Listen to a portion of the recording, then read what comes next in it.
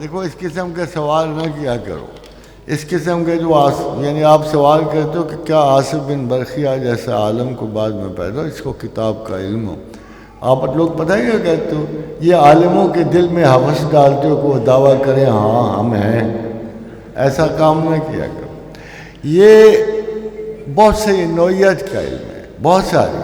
کتاب کا علم تو بہت زیادہ ہے، مگر سب سے بڑا علم علم خالص کو کہتے ہیں، جو اصول کا علم ہو، محکمات کا علم ہو، اور جو خیالات کی علوم ہے.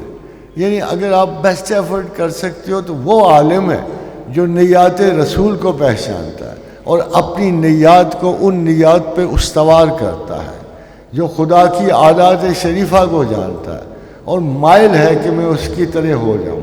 سب سے بڑا عالم وہ ہے جو کائنات کی ایک مالک کو اور اس کی سب سے بڑی مخلوق کی اطراف، ان کے سکنات، ان کے احادیث، ان کے اقوال وہ جانتا ہے اور کوشش کرتا ہے کہ ممکنہ تو ناٹ فزیکلی مچ، فزیکلی پابندی ہوتی ہے، کم از کم مینٹلی ہم اپنے اخلاق و عادات و اطوار کو اللہ اور اس کے رسول کی عادات پہ کہ لا تبدیل علی سنت اللہ، لا تبدیل لکلمات اللہ، یہ وہ دو چیزیں جو کبھی نہیں بدلتی.